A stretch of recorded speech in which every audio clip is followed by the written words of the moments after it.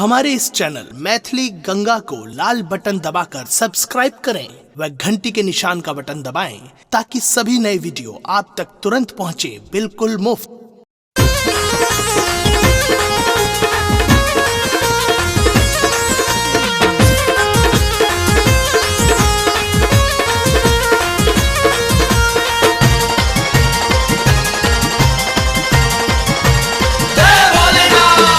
चलो भैया चलो बम भोला के दरबार में, एले मिथिला में बाबा बन उगना के अवतार में।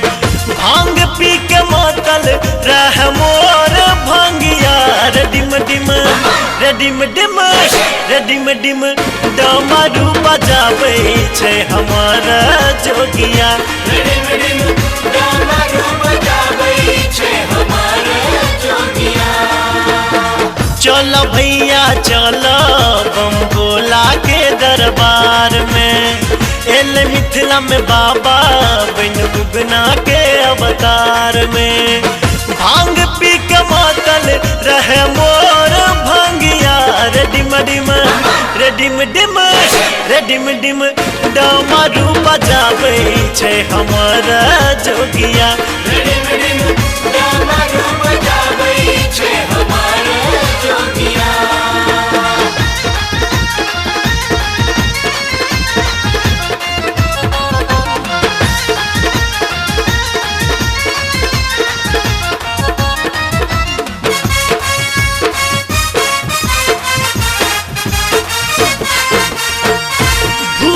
परेत बाबा संग रहै छै, अपने मसानी बाबा नाच करै छै।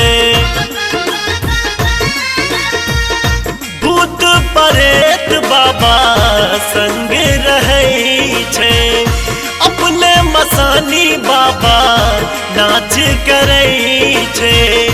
नाग छोड़ै छै उपकार भैया रे डिम डिम रे डिम डिम रे डिम डिम डमरू बजाबै छै हमारा जोगिया रे डिम डिम डमरू बजाबै छै हमारा जोगिया।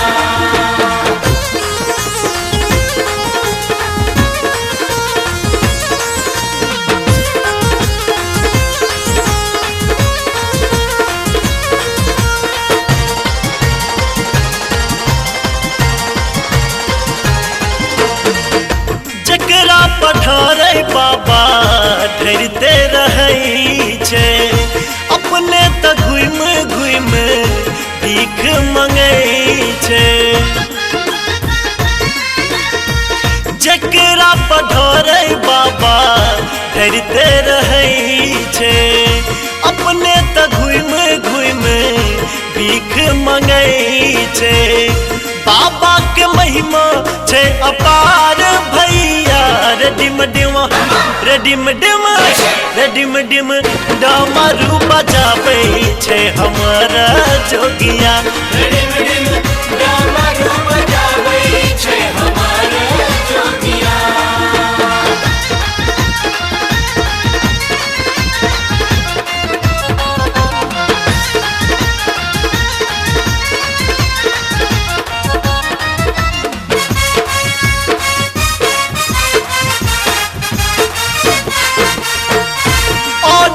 दानी बाबा सबके सुनै छै, खाली हाथ न ककरो दर सँ भेजै छै।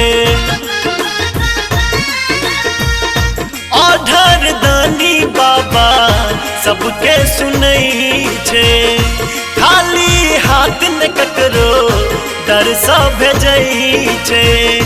माधव के सुनतै तो पुकार भंगिया रे डिम डिम रे डिम डिम रे डिम डिम डमरू बजाबै छै हमारा जोगिया रे डिम डिम डमरू बजाबै छै हमारा जोगिया।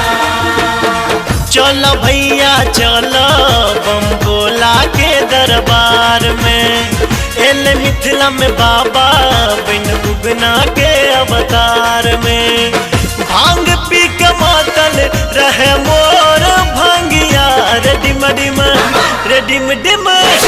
डिम डिम डमरू बजाबै छै हमर जोगिया।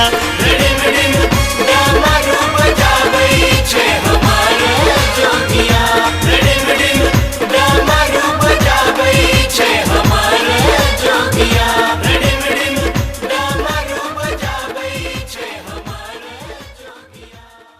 मैथिली गंगा को लाल बटन दबाकर सब्सक्राइब करें व घंटी के निशान का बटन दबाएं ताकि सभी नए वीडियो आप तक तुरंत पहुंचे बिल्कुल मुफ्त।